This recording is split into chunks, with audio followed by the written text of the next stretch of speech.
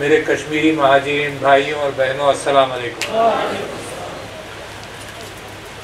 ये बड़ा अनोखा मौका है कि जो बात आपसे की जाए वही बात पाकिस्तान से की जाएगी, और वही बात हिंदुस्तान से की जाएगी, और वही बात बैनुल अक़वामी दुनिया के पास अमानत के तौर पर जाएगी, जिन्होंने हमारे कश्मीरी भाइयों से बहुत सारे वादे किए।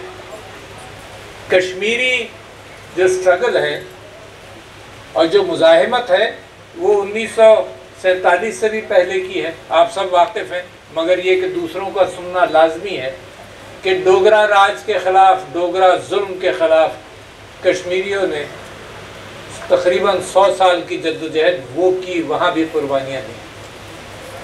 आपको बरतानवी साम्राज्य के नीचे डोगरा के हाथों बेचा गया, उसकी रकम वसूल की गई। तो जुल्म तो जब से है, जब से आपको बेचा गया। और जब पाकिस्तान बना तो जो वादा किया गया था बड़ा साफ सुथरा वादा था कि जो अक्सरियती आबादियां हैं वो पाकिस्तान को जाएंगी, जो इकट्ठा हो सकती हैं वो पाकिस्तान को जाएंगी, मुसलमानों की, और जो अक्सरियती आबादी हिंदुओं की है वो हिंदुस्तान कहलाएगी। कश्मीर के साथ एक साजिश की गई जिसकी जिम्मेदारी उस वक्त के बरतानवी साम्राज्य के पास भी है कि इसका फैसला होना चाहिए था उन्हीं उसूलों की बुनियाद पर जिन उसूलों पर इत्तेफाक हुआ था कायदे आज़म के साथ और हिंदुस्तान के लीडरान के साथ। फिर जब कश्मीर के लोगों ने आज़ादी चाहिए, उन्होंने जुल्म होते देखा, उन्होंने मुस्तकबिल की काली तस्वीर देखी, तो कश्मीरियों ने जहाद शुरू किया, तो भागकर हिंदुस्तान अक़वाम मुत्तहिदा के पास गया। अक़वाम मुत्तहिदा नौमौलूद 1945-46 में दूसरी जंग अज़ीम के बाद बना।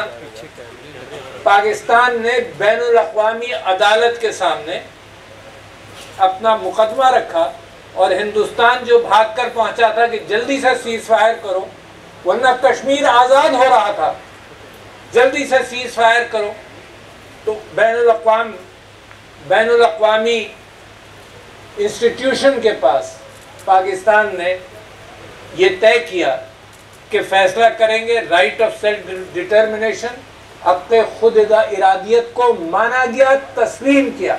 हिंदुस्तान ने तस्लीम किया, नेहरू साहब ने तस्लीम किया, हिंदुस्तान के अकाबरीन ने तस्लीम किया, मगर हमारे साथ शरारत हुई, आपके साथ शरारत हुई। शरारत क्या हुई कि ऊपर से तस्लीम किया, दुनिया को दिखाया, और अंदर से उनकी नीयत मुसलसल ख़राब होती चली गई, और वो तारीख़ हमारे ऊपर 3 जंगें मुसल्लत की गई, और पाकिस्तान हर जंग के बाद मजबूत तर होता चला गया। तो अगर हिंदुस्तान को आज ये ख्याल है कि कश्मीरी कमज़ोर हो जाएंगे वक्त के साथ या पाकिस्तान कमज़ोर होगा, तो आज मैं उनको बताना चाहता हूं कि इस गलतफहमी से जल्द अज जल्द निकल जाओ।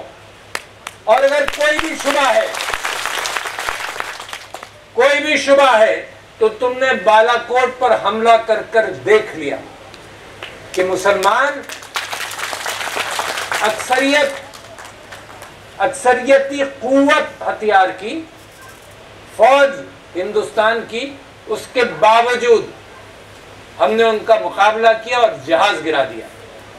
जब ये हुकूमत आई तो इमरान खान का और पाकिस्तान तहरीक इंसाफ का एक ख्वाब था कि कश्मीर का मसला हल हो और हिंदुस्तान के साथ अमन बढ़ाया जाए। और आते ही प्राइम मिनिस्टर साहब ने, पाकिस्तान के प्राइम मिनिस्टर जो आपके सफ़ीर भी हैं, उन्होंने ये ऐलान किया, बार बार किया, इन्होंने ये ऐलान किया कि हम अमन चाहते हैं हिंदुस्तान के साथ, अगर हिंदुस्तान 1 कदम उठाएगा तो हम 2 कदम उठाएंगे, हम अमन चाहते हैं। उसको गलत समझा गया, उसको कमज़ोरी समझा गया, और इस बात का इम्कान है कि इस गलतफहमी में कौमें पड़ जाएं कि अमन के सही जज्बात को वो कमज़ोरी समझें। इमरान खान साहब ने ये कहा कि गुर्बत तुम्हारे यहाँ भी है, गुर्बत हमारे यहाँ भी है, तुम्हारे यहाँ तो बहुत ज़्यादा है, और अगर अमन पैदा करेंगे रीजन के अंदर तो गुर्बत भी कम होगी, इंसानियत के तसव्वुर के एतबार से लोगों को रोजगार मिलेगा। मगर हिंदुस्तान ने उस पर कोई तवज्जो नहीं दी, बल्कि उल्टा हमला किया हमारे पर। बहाना तलाश, अपनी आवाम को भी मुतासर करने के लिए बहाना तलाश करते हैं और झूठ बोलते हैं, अपनी आवाम को बेवकूफ़ बनाने के लिए भी झूठ बोलते हैं। और ये झूठ का ज़माना आपने तो देखा है, कोई नया नहीं है। आपने सुना होगा कि इराक पर हमला करने के लिए अमेरिकन मीडिया ने और अमेरिकी हुकूमत ने वेपन्स ऑफ मास डिस्ट्रक्शन का एक ढोंग रचाया था। किस लिए? अपनी कौम से मदद लेने के लिए उनको भी बेवकूफ़ बनाया गया। यहाँ हिंदुस्तान अपनी कौम को बेवकूफ़ बनाता है गलत इंफॉर्मेशन देकर। इस वक्त हमारे मगरिब में और हमारी मशरक में दोनों तरफ कौमों को गलत इंफॉर्मेशन देने की कोशिश की जा रही है। जो पॉलिसी अफगानिस्तान के अंदर अमेरिका की नाकाम हुई, जिसके अंदर इमरान खान, जब से हमारी पार्टी बनी थी, जब से हम महसूस करते थे कि सुपर पावर्स का इनखला होना चाहिए और अमन आना चाहिए अफगानिस्तान में। हम ये हमेशा से समझते थे कि ताकत मसले का हल नहीं है। हम हमेशा से ये समझते हैं कि कश्मीर का मसले का हल ताकत नहीं है। इसके बावजूद कि हमारे पर 3 जंगें मुसल्लत की गई। अफगानिस्तान में जो नाकामी हुई उसका सहरा पाकिस्तान पर डालने की कोशिश की जाती है कि जी पाकिस्तान की वजह से हम नाकाम हुए। हिंदुस्तान की जो नाकामियां हैं कश्मीर में अमन पैदा करने की, वो भी पाकिस्तान के ऊपर इल्ज़ाम लगाता है दहशतगर्दी का, एक झूठा इल्ज़ाम। अमेरिका भी जानता है, दुनिया भी जानती है, अक़वाम मुत्तहिदा के चार्टर में आज़ादी की जंगों को रिकॉग्नाइज किया गया है। इजाज़त है जिन लोगों के ऊपर जुल्म और सितम कर अपनी इजाज़तदारी कायम करो, उन लोगों का हक है कि वो अपनी आज़ादी हासिल करें। कौन कहता है कि ये जंग जो है दहशतगर्दी है? ये जंग है आज़ाद होने की। ये जंग है कि अपने खित्ते, अपनी ज़मीनों को, अपने बच्चों को और अपनी कौम को आज़ाद किया जाए एक जालिम गासिब हुकूमत से। तो वो हक तो हमारा है, हक आपका है, वो रहेगा। उसके बावजूद पाकिस्तान कोशिश करता है कि अमन के ज़रिए इस मामले का हल हो। इसके बावजूद कि भारत मुसलसल कोशिश करता है कि वो जंग पाकिस्तान पर मुसल्लत करे। हमने मज़ा चखाया, जहाज गिराया, अमन की खातिर उसका पायलट भी वापस कर दिया, जिसको पता ही नहीं था कि वो उतरा कहाँ है, गिराया कहाँ गया। तो ये है पाकिस्तान का जज्बा। जो मेरे कश्मीरी भाई हैं और बहनें हैं, मैं जानता हूँ दुनिया को बार बार बताना ज़रूरी है कि सिर्फ 1989 के बाद तकरीबन 1 लाख नौजवान हमारा शहीद हुआ है कश्मीर के अंदर, इंडियन इलीगली ऑक्युपाइड कश्मीर के अंदर 1 लाख। तकरीबन 20,000 मेरी बहनें, मेरी माएँ बेवा हुई, 20,000। तकरीबन 1,08,000 बच्चे यतीम हुए और 12,000 औरतों को रेप किया गया। शर्म नहीं आती? एक जो दावा करता है जमहूरियत का एक मुल्क, वो इतना कमजोर है कि वो औरत पर जुल्म कर किसी जगह पर काबिज रहना चाहता है। और उसकी वजह यह है जो इमरान खान ने दूसरा जिम्मेदारी उठाई, वो ये उठाई कि कश्मीरियों का इमरान खान सफीर है और उसके साथ साथ इस्लामोफोबिया का दुनिया को याद दिला रहा है, बता रहा है कि इस्लाम के नाम पर जो तुमने फोबिया अख्तियार किया है उसको बदलो, समझो इस्लाम ऐसा नहीं है जिसके नाम पर तुम उसकी मुखालिफ बातें करते हो। हिंदुस्तान ने यही किया अपने यहाँ। ये इस्लामोफोबिया मगरिब को भी बता रहे हैं, हिंदुस्तान ने तो वही हरकत की, अपने लोगों के साथ वही हरकत की, अपने माइनॉरिटीज के साथ वही हरकत की। कितने शर्म की बात है, कितने अफसोस की बात है। और वही इसी वजह से उनका कश्मीर के ऊपर रवैया भी वही है। ये मुसलमान और माइनॉरिटी मुनाफरत की बुनियाद पर ये उसका नमूना अपनी असलियत दिखा रहा है। जो आरएसएस और हिंदुत्व की कहानी है पिछले 100 साल पुरानी,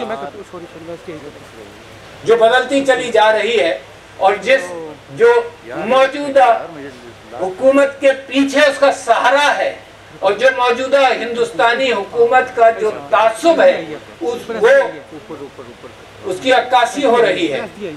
वो क्या है कि आपके यहाँ कश्मीर के अंदर, मेरे यहाँ कहना चाहिए, आपके यहाँ नहीं, कश्मीर मेरा और आपका है, मेरे यहाँ कश्मीर के अंदर उन्होंने डेमोग्राफी बदलने की कोशिश की, कर रहे हैं। तकरीबन 40 लाख सदर आज़ाद कश्मीर ने फरमाया कि 40 लाख डोमिसाइल दे चुके हैं, तो वो तब्दील कर रहे हैं आबादी, ताकि कल को यहाँ हिंदू अक्सरियत हो जाए। मगर होगा नहीं, आजादी का जज्बा सदियों खत्म नहीं होता। ये तो मैं समझता हूँ चंद साल की बात है, इंशाअल्लाह, मेरा अल्लाह पर भरोसा है, चंद सालों की बात है कि आप आजादी के करीब आएंगे। ये रह नहीं सकता है।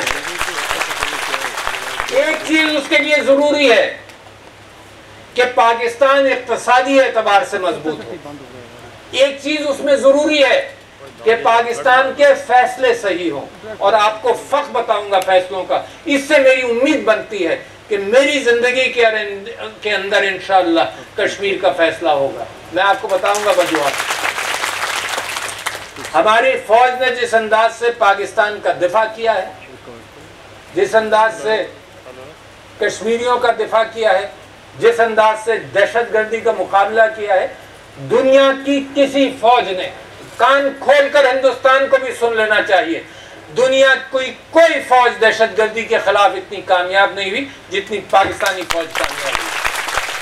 कोई फौज कामयाब नहीं हुई, सब हार कर गए हैं। यूएसएसआर हार कर गया है, हथियार छोड़ कर गया है, अमेरिका यहां से हथियार छोड़ कर जाएगा, मगर पाकिस्तानी फौज ने अपने खित्ते का दिफा किया। मुसलमान उम्मा के ऊपर जुल्म हो रहा है, अफगानिस्तान, शाम, लीबिया, यमन, आप देखते चले जाएं, मगर पाकिस्तानी फौज ने और पाकिस्तानी अवाम ने अपने मुल्क का दिफा किया। यह हिंदुस्तान को वार्निंग है कि ऐसे लोगों से मुकाबला सोचो भी मत। तुम तादाद में ज्यादा हो, तुम्हारी मईशत कुछ दिनों से बेहतर हो गई, तो तुम्हें इस बात पर फख्र हो गया कि तुम हमसे बातें मनवा सकते हो। ये दिल का हिस्सा तो कोई काट कर भी नहीं देगा तुमको, न तुम आकर काट सकते हो इसको। हम चैलेंज करते हैं कि काट कर भी दिखाओ। मैं ये समझता हूं कि हिंदुस्तान के अंदर जिस तरह से कश्मीर के अंदर किया जा रहा है, मुसलमानों के साथ इस्लामोफोबिया वाली कैफियत पैदा की जा रही है। उन्होंने अपने आप ही डेमोक्रेसी और डोमिसाइल के उसूल बदल दिए। क्या उसूल लगाए? उन्होंने कहा कि हर आदमी का उन्होंने आईडी कार्ड बनाना है, लिहाजा उन्होंने कहा कि तुम अपने दादा की जायदाद के कागजात लाओ। आप तसव्वुर कीजिए कि गरीब आदमी के पास कहां से जायदाद के कागज होंगे, वो भी अपने दादा की जायदाद के कागज। और फिर उन्होंने कहा जो जहां असल तासुर नजर आता है ना, आप पहचान लेंगे, आपके साथ भी यही हो रहा है। दुनिया को हम दिखा रहे हैं कि जेनोसाइड से पहले, क़िताल से पहले यही हरकत दुनिया के अंदर जर्मनी ने, हिटलर के नीचे जर्मनी ने भी की। और क्या हुआ? अब ये कहते हैं कि तुम अपने दादा के कागजात अगर हिंदू नहीं ला सका, उसको हम अपना शहरी मान लेंगे, सिटीजन मान लेंगे। अगर मुसलमान नहीं ला सका, उसको हम अपना शहरी नहीं मानेंगे। इससे बड़ा तासुब ये है अपार्थाइड। ये नस्ली या मजहबी नस्ल के एतबार से तासुब जो साउथ अफ्रीका में था, जो इसराइल कर रहा है, ये वो तासुब है जो हिंदुस्तान अपने यहाँ कर रहा है। और मैं कहता हूं कि हिंदुस्तान अपने यहाँ आग से खेल रहा है। अगर मुसलमानों को और माइनॉरिटीज को आइसोलेट करेगा तो मुसलमान बर्दाश्त करेगा? मुसलमान बर्दाश्त नहीं करेगा। तो वो आग से खेल रहा है अपने। वो तारीख अपनी मिटाकर नहीं लिखनी चाहता है, लिखना चाहता है। तारीख मिटाई नहीं जा सकती, नहीं जितना मर्जी आए लिख ले, तारीख तो दिलों में रहती है। आज़ादी का जज्बा दिलों में होता है। कश्मीरी बच्चा पैदा होता है इंडियन इलीगली ऑक्युपाइड कश्मीर के अंदर, जैसे ही उसको मौका मिलता है वो पत्थर उठाने की फिक्र करता है, आज़ादी की जद्दोजहद के लिए तैयार होता है, शहादत के लिए लाइन में लग जाता है। ऐसी कौम का कैसे मुकाबला करोगे? तादाद में कम जरूर, हथियार तुम्हारे पास ज्यादा, कोशिश या अमन की करते हैं। तो एक तरीका उनका यह है कि गुमराही पैदा करें। एक तरीका यह है कि ऐसे लीडरान को तलाश किया जाए इलीगली ऑक्युपाइड इंडियन कश्मीर के अंदर जो उनका साथ दें। इन्होंने बेवकूफ़ बनाया बड़े बड़े लीडरों को। आर्टिकल 370 जिसका पाकिस्तान कभी उसको ऑन ही नहीं किया। कश्मीर का हिंदुस्तान के आइन के अंदर गुंजाइश नहीं थी, कश्मीर का पाकिस्तान के आइन के अंदर ही गुंजाइश बनती थी। उन्होंने 370 बनाया, हमने हमेशा उसको अपोज किया, मगर बहुत सारे कश्मीर के लीडरान को बेवकूफ़ बनाकर अपने साथ मिलाया और ये कहा कि ये कश्मीर की सिक्योरिटी के एतबार से रहेगा, हम तुमको इंडिया के अंदर इंडिपेंडेंस देंगे। और आहिस्ता आहिस्ता वो बदलते गए और आज भी यही कोशिश है कि मुसलमानों के अंदर मीर जाफर और मीर सादिक तलाश करें, मगर अक्सरियत तो पहचानती है, अक्सरियत पहचानती है कुछ भी हो जाए। 10 औरतें कश्मीर में इकट्ठा होती हैं, आज़ादी का नारा बुलंद करती हैं, पाकिस्तान से इल्हाक का जज्बा का इजहार करती हैं, शहीद को दफन करने जाते हैं तो वहाँ भी यही नारे लगते हैं। आज अगर हिंदुस्तान आज़ाद कर दे मीडिया को तो कश्मीर के अंदर जुल्म और सितम की कहानियाँ बढ़ जाएंगी। यूनाइटेड नेशंस कमीशन UNHCR ने उन 2018 में और 2019 में जो रिपोर्ट दी है वो हिंदुस्तान के मुंह पर एक तमाचा है कि कितना वो जुल्म हिंदुस्तान कश्मीर के अंदर कर रहा है। तो हमारी क्या डिमांड्स है? हमारी डिमांड ये है कि हुकूमत ने ये बिल्कुल सही स्टैंड लिया है कि जब तक तुम आर्टिकल 370 जो हमें वैसे मंजूर नहीं है क्योंकि कश्मीर पाकिस्तान का हिस्सा होना चाहिए, या जो इमरान खान साहब ने कहा कि पहले कानूनी एतबार से यूनाइटेड नेशंस के रेजोल्यूशंस की बुनियाद पर प्लेबिसाइट हो और उसके बाद कश्मीरी अपना फैसला खुद करें। तो लिहाजा पाकिस्तान की डिमांड ये है कि पहले रेस्टोर करो 2019 से पहले का स्टेटस। नंबर 1, अक़वाम मुत्तहिदा की करारदादें कहती हैं कि स्टेटस को आप डिस्टर्ब नहीं कर सकते। हिंदुस्तान ने अभी सिक्योरिटी काउंसिल का सदर मुंतखब हुआ है चंद दिनों के लिए, तो उसने फिर ये कहा कि कश्मीर अटूट अंग है हिंदुस्तान का। तो foreign secretary general United Nations की सेक्रेटरी जनरल का, और मैं शुक्रिया अदा करता हूँ, उन्होंने फौरन कहा ये डिस्प्यूटेड टेरिटरी है, किसी का अटूट अंग नहीं है, भूल जाओ। हमेशा से ये धोखा देने की कोशिश कर रहे हैं।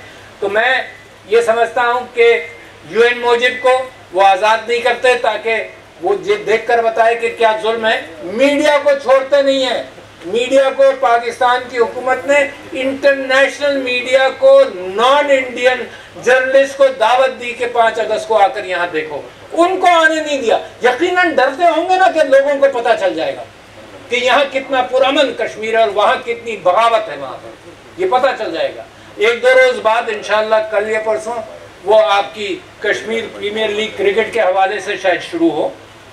वो भी ये दिखाना चाहता है कश्मीर कि हम देखो कितने पुरअमन हैं।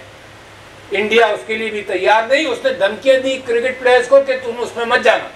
धमकियां वही देगा, रोकेगा वही जो कमजोर होगा। तो लिहाजा मैं समझता हूं कि हमारी भी तो डिमांड्स है ना। एक तो ये कि रेस्टोर करो प्री 2019 का स्टेटस, हमारी डिमांड है कि मीडिया के लिए आज़ाद करो, हमारी डिमांड है कि जिन लोगों को गिरफ्तार किया हुआ है, जिन नौजवानों को जेलों में बंद किया हुआ है, जो सच्चे लीडर है कश्मीर कॉज के, उनको आज़ाद करो। हिम्मत है तो आज़ाद करके देखो कि अमन रहता है या नहीं रहता। इसी वजह से तो गिरफ्तार करते हैं कि अमन नहीं रहेगा, फिर लोग आज़ादी की बात करेंगे, सुबह शाम आज़ादी की बात करेंगे, उठते बैठते आज़ादी की बात करेंगे, हर तकरीर में आज़ादी की बात करेंगे, बच्चा स्कूल जाएगा आज़ादी की बात करेगा, हर महफिल में सड़क पर आज़ादी की बात करेगा। इससे हिंदुस्तान डरता है। तो मैं समझता हूँ कि जो डेमोग्राफी की चेंजेस हैं इसको भी अंडू करना ज़रूरी है, क्योंकि ये आइंदा के लिए मुश्किल। ये किसी से सीखा है ना, उन्होंने एक और शैतान से सीखा है। ये सीख कर रहे हैं ना दूसरों से, तो एक और शैतान से सीखा है। ह्यूमन राइट्स वायलेशंस को ख़त्म किया जाए, और जो तुम आबादकारी कर रहे हो हिंदुओं को, हमें कोई हिंदू मजहब से कोई एतराज़ नहीं, हमें सिर्फ ये है कि अक्सरियत के एतबार से तुम तब्दीली वहाँ ना करो। हम समझते हैं कि पाकिस्तान तरक्की के रास्ते पर गामजन है, और मैंने आपसे कहा था ना कि सही फैसले पाकिस्तान कर रहा है। कोविड के अंदर देख लो, पाकिस्तान ने सही फैसले किए, उलमा को, मसाजिद को अपने साथ लेकर चले, मीडिया को लेकर चले, आपको साथ लेकर चले, तो कोविड का असर यहाँ कम हुआ। हिंदुस्तान का आप देखिए क्या हुआ, क्यों? क्योंकि फैसले गलत कर रहे हैं। तो जहां वो आम चीज़ों में फैसले गलत कर रहे हैं, वो ख़ास चीज़ों में भी फैसले गलत करेंगे। और पाकिस्तान की तरक्की का रास्ता खुद इस बुनियाद पर रहा है कि पाकिस्तान अब सही फैसले कर रहा है, पाकिस्तान अपने यहाँ से करप्शन मिटा रहा है, पाकिस्तान अपने यहाँ से बेरोज़गारी ख़त्म कर रहा है, पाकिस्तान अपने यहाँ से तालीम को आम कर रहा है। तो हिंदुस्तान को वार्निंग मैं दे रहा हूँ कि उसको डरना चाहिए। ये एक उभरती हुई कौम है जो चंद सालों के अंदर एक दुनिया की बड़ी ताकतवर कौम बनकर तमाशा दिखाएगी, सच्चाई की बात करेगी। मैं पहले भी कहता रहा हूं कि अक़वाम मुत्तहिदा के अंदर मोरालिटी और इखलाकियात का और सच्चाई का वजन कम हो गया है। वेस्टेड इंटरेस्ट का, लालच का, तिजारत का वजन बढ़ गया है। मगर पाकिस्तान वो तब्दीली ला रहा है जो मुस्लिम उम्मा की बुनियाद है, मेरी नबी सल्लल्लाहु अलैहि वसल्लम की उसवे हसना की बुनियाद है कि इंसाफ करो, मजहब के बाहर भी इंसाफ करो, इंसानों के अंदर इंसाफ करो। तो पाकिस्तान जो तब्दीली लाएगा, और मैं कहता हूँ आप अपनी ज़िंदगी में तब्दीली देखेंगे कि अखलाकियात, शराफत, इंसानियत की बुनियाद पर अक़वाम मुत्तहिदा में और हर जगह फैसले भी होंगे। तो एक हिंदुस्तान को सोचना चाहिए एक उभरती हुई कौम से डर कर अब भी सही फैसले कर लें। तो मैं आप सब लोगों का मशकूर हूँ कि आपने मेरी बात सुनी और आपके ज़रिए ये बात हिंदुस्तान को भी गई और आपके ज़रिए बैनुल अक़वामी फोरम्स के अंदर भी ये गई। और मैं बैनुल अक़वामी फोरम्स के अंदर अपनी मुस्लिम उम्मा के लीडरशिप के साथ सबसे गुजारिश करता हूँ कि ये चीज़ें अगर हल नहीं होती हैं तो ख़राबियाँ पैदा होती हैं। अगर हिंदुस्तान इसको हल कर चुका होता तो उसकी मईशत भी बेहतर होती। ये सारा पैसा जो जंग के लिए वो खर्च करता है, फिर चाइना से भी स्कर्मिश करता है, पाकिस्तान के साथ भी स्कर्मिश करता है, किसी के साथ, किसी पड़ोसी के साथ अच्छे ताल्लुकात नहीं रहे। मैं श्रीलंका गया एक मरतबा, तो लोगों ने कहा कि अगर कोई मजमा सड़क पर आ जाए तो फ़ौरन कहना तुम पाकिस्तानी हो, क्योंकि पाकिस्तानियों से मोहब्बत करते हैं। अगर इनको एहसास हुआ कि तुम हिंदुस्तान से आए हो तो मार देंगे। तो हिंदुस्तान का तरीक़ाकार अपने पड़ोसियों के साथ यही है। मगर मैं उम्मीद करता हूँ कि अंग्रेजी में कहते हैं good sense will prevail, and we hope good sense prevails, and we want India not to continue with its belligerent and vicious attitude towards our brothers and sisters। और मैं कश्मीरी भाइयों, बहनों, बुजुर्गों से दरख्वास्त करता हूँ, ये कहता हूँ कि मेरा दिल आपके साथ है। मैं पाकिस्तान के सदर की तरफ से, सारे पाकिस्तानियों की तरफ से आपसे ये कहता हूँ कि हमारा दिल आपके साथ है, हमारे रिसोर्सेज आपके साथ हैं, और हम जब तक चैन से नहीं बैठेंगे जब तक कश्मीर आज़ाद नहीं होगा। बहुत शुक्रिया।